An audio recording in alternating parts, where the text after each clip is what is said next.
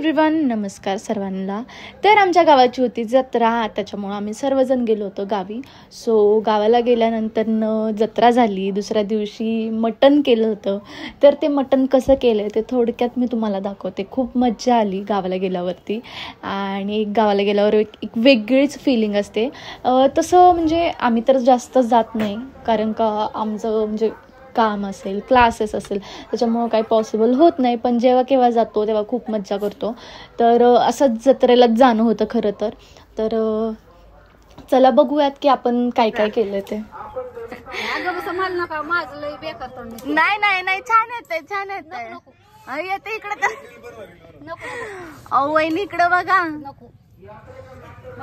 हे बघा, हे आमच्या ना पायल वहिनी आहेत। आता त्या भाकऱ्या बनवत आहेत। आता त्यांच्या हातचं भाकरं खायचं बाबा, कधी खाल्लं नव्हतं। लय सुंदर। आपण काय करतो आज? कसला बेत आहे आज? कसला बेत आहे सांगा? आज मटणाचा बेत आहे। आज मटणाचा बेत मटण चुलीवर बनवतो आपण। सुरुवातीला आपण एक पातेलं घेतलं, त्यात तेल टाकून आपण कांदा टाकलेला आहे। आता आम्ही तिथं जास्त राहत नाही, त्याच्यामुळं आमचं सामान थोडंफार आहे, आणि जे धान्य वगैरे असेल ते एवढं नाही आहे। त्याच्यामुळं आहे त्या सामानामध्ये आम्ही जेवण बनवलेलं आहे। तर सुरुवातीला कांदा टाकून मस्त मिक्स केले, आणि मटण हे आम्ही अगोदरच मॅरिनेट करून ठेवलेलं आहे। जसं की हळद आणि मीठ एवढंच टाकून त्याला म्हणजे लावून ठेवलेलं आहे। आणि जर तुम्ही व्हेजिटेरियन असाल, तुम्हाला आवडत नसेल बघायला, तर मी आता सांगते प्लीज बघू नका, कारण का हा मटणाचा ब्लॉग आहे। तयार होऊन त्याला घातलंय आणि थोडंसं असं शिजायला ठेवणार आहे। त्याच्यानंतर पाणी टाकणार आहे। तर आता मटण आपल्याला टाकायचं आहे पातेल्यामध्ये। तर मटण मी घेतलंय आणि मी ओततीये। आता हे चांगल्या प्रकारे मिक्स करायचं आहे। तेल आणि कांद्यामध्ये सर्व एकजीव करून चांगलं मिक्स करून आपल्याला ते शिजायला ठेवायचं आहे।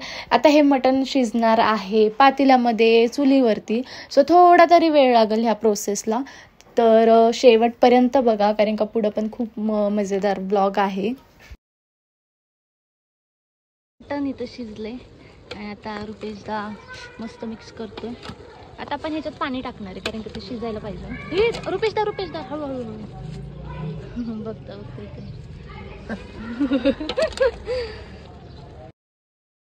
तर आता मटण बाजूला शिजतंय, तोपर्यंत म्हटलं चला आता वाटण करून घ्यावं। तर आता जसं की मी तुम्हाला सांगितलं की ह्या ठिकाणी आम्ही जास्त राहत नाही, त्याच्यामुळे सामान नाही आहे। तर इथं काय मिक्सर अवेलेबल नव्हतं, त्याच्यामुळं खलबत्त्यातच मी वाटण करून घेते। जसं की सिंपल आपला मसाला, खोबरं, कोथिंबीर, अद्रक, लसूण हे सगळं मिक्स करून व्यवस्थित वाटण तयार करून घेते। आणि हे आपल्याला टाकायचं आहे मटणमध्ये। मटण आपलं शिजून रेडी झालेलं आहे। तर एवढं मोठं पातेलं आता वेगळं कुठलं करायचं म्हणून छोटंसं पातेलं घेतलं आम्ही। त्याच्यामध्ये जो बाजूला मी मसाला केला आहे तो मी त्याच्यामध्ये टाकणार आहे। आता या ठिकाणी मला चूल नाही पेटवता येत, आता एवढी सवय नाही आहे, त्याच्यामुळं काकू मला मदत करतायत मधून आणि तुम्ही बघू शकताय चुलीला चांगलं जाळ लागलं। तर आपण आता त्याच्यावरती मटणचा जो मसाला आहे तो आपण चांगला परतून घेणार आहे, आणि त्याच्यामध्येच आपण जो दुसरा असतो ना तिखटवाला मसाला तो टाकणार आहे। तो चांगला भाजून घ्यायचा आहे, परतून घ्यायचा आहे, आणि त्याच्यानंतर ना ते जे सगळं आहे ना ते आपण टाकायचं आहे मटणमध्ये। तर आता सगळा मसाला मिक्स करून घ्यायचा चांगला, आणि परतून घ्यायचा जोपर्यंत त्याला तेल सुटत नाही तोपर्यंत चांगलं मिक्स करून घेतो आपण। आणि त्याच्यानंतर आपल्याला ते ओतायचं आहे मटणच्या, म्हणजे जे अळणी पाणी केलं आहे आपण त्याच्यामध्ये ओतायचं आहे। आता ह्या ठिकाणी जो मसाला आहे ना तिखट मसाला, तो आम्ही आमच्या अंदाजानुसार टाकलेला आहे। तर तो आता टाकून घेऊयात। तर आता तुम्ही बघू शकताय की आपण मसाला ह्या ठिकाणी टाकलेला आहे, तो सुद्धा चांगला आपल्याला मिक्स करायचा आहे, जेणेकरून चांगला तोही भाजून घेतला जाईल।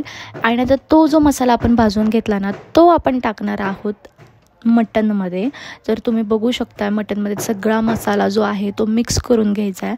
आता या ठिकाणी आम्हाला थोडंसं तेल कमी पडलं होतं, त्याच्यामुळं आम्ही आहे त्याच्यातच बनवलेलं आहे। आणि तुम्ही बघू शकताय तो सुद्धा आपल्याला सगळं मिक्स करून घ्यायचा आहे। जो पातेल्याला जो मसाला लागला आहे त्याच्यामध्ये थोडंसं पाणी टाकायचं आहे, आणि तो एकजीव करून त्याच्यामध्ये ओतून टाकायचा आहे।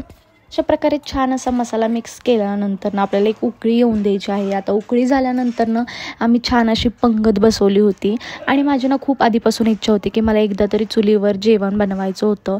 तर ती इच्छा माझी फायनली पूर्ण झालेली आहे.